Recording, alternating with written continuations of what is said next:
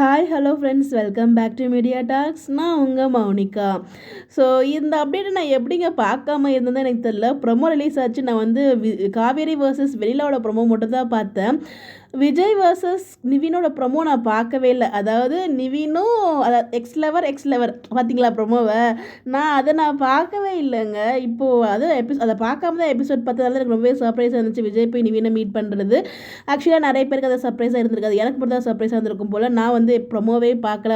அதுக்கப்புறம் நமக்கு வந்து ஒருத்தவங்க மெசேஜ் பண்ணியிருந்தாங்க. ஸோ இந்த மாதிரி ஆல்ரெடி ப்ரொமோ வந்துடுச்சு மேடம் அப்படிங்கிற மாதிரி. அதுக்கப்புறம் தான் நானுமே போய் ப்ரொமோ செக் பண்ணேன். ஸோ நம்ம வந்து அவ்வளோவா யூடியூப் ஃபோனே எடுக்கல இல்லையா 2-3 நாள். எனக்கு கொஞ்சம் ஹெல்த் இஷ்யூஸ் இருந்ததுனால. ஸோ அதனால தான் நம்மளால் பார்க்க முடியல, ஒழுங்காக ப்ராப்பராகவும் அப்டேட் போய் கொடுக்க முடியல. நம்ம இந்த அப்டேட் வந்து பார்த்தீங்கன்னா நம்ம எடிட்டர் ப்ரோ தான் ஷேர் பண்ணி அந்த ப்ரொமோ வந்து அந்த லிங்க் கொடுத்துருந்தாங்க. ஸோ செமையாக இருந்துச்சுங்க. உண்மையிலேயே நிவின் வர்சஸ் அந்த விஜய் ப்ரொமோ வந்து ரொம்ப ரொம்ப நல்லா இருந்துச்சு. அந்த எபிசோட் ப்ரொமோக்குள்ளே போகாதீங்க, எபிசோட் ரொம்ப ரொம்ப நல்லா இருந்துச்சு. அதாவது நம்ம விஜய் வந்து இப்போ ஃபுல்லாக நிவினை புரிஞ்சுக்கிட்டாங்க. ஸோ நிவினோட கேரக்டர் என்னன்னு தெரியல, அப்போருந்து ரொம்ப அழகாக வந்து செதுக்கிட்டு இருக்காங்க. ஒரே ட்ராக் தான், எப்பயுமே நல்லவர் ரொம்ப நல்லவர் அப்படிங்கிற மாதிரி தான் நிவினோட ட்ராக்கு. ஸோ இப்போயுமே வந்து பார்த்தீங்கன்னா நீங்கள் 2 பேரும் சேர்ந்தாலும் எனக்குமே ரொம்ப ஹாப்பி. நீங்கள் சொன்னீங்களாமே, ஸோ அதெல்லாம் ரொம்ப தேங்க்ஸ் அப்படிங்கிற மாதிரி விஜய் பேசினார். அண்ட் விஜய் வந்து பார்த்தீங்கன்னா நிவின் கிட்ட மனம் திறந்து பேசியிருக்கிறாரு.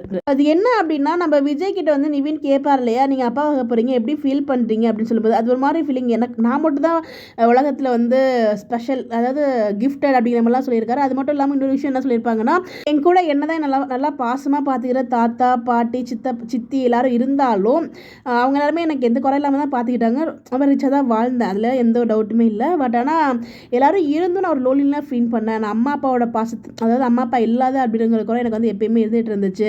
அந்த குறையை தீர்த்தது வந்து காவேரி தான். இப்போ வந்து அதெல்லாம் மறந்து போய் இப்போ எங்களுக்கு ஒரு ஃபேமிலி, நான் காவேரி பாப்பான் இருக்கும்போது ரொம்பவே ஹாப்பியாக இருக்குது அப்படின்னு சொல்லிட்டு அவர் மனசுக்குள்ளே அந்த ஒரு ஏக்கத்தையுமே வந்து ரொம்ப அழகாக வந்து நேற்றுக்கு எபிசோடில் காமிச்சிருந்தாங்க. ஸோ நம்ம விஜய்க்கும் வந்து அந்த ஃபீலிங் இருக்குங்க. யாருக்கு தான் ஃபீலிங் இருக்காது? ஸோ அது வந்து இவ்வளோ நாள் வந்து ஒரு மனசுக்குள்ளேயே வச்சுட்டு இருந்தார். நேற்றுக்கு நிவின்கிட்ட ஷேர் பண்ணியிருந்தார்.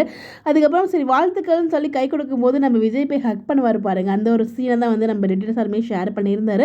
அது ரொம்பவே நல்லா இருந்துச்சு. இந்த பாண்டிங் எப்பயுமே இருந்தால் நல்லாயிருக்கும். இன்னொரு விஷயம், நம்ம நிவின் கிட்ட சொல்வார், நீங்களும் சீக்கிரமாகவே குட் நியூஸ் சொல்லுங்கள் அப்படின்னு வரையும் சொல்லுவாங்க. ஐயோ எல்லாரும் திட்டு போகிறாரோ அப்படின்னு நினச்சி நிவின் பட் ஆனால் நம்ம அமைதியாகவே இருந்துட்டார். பட் வந்து அதை பெருசாக எடுத்துக்கல.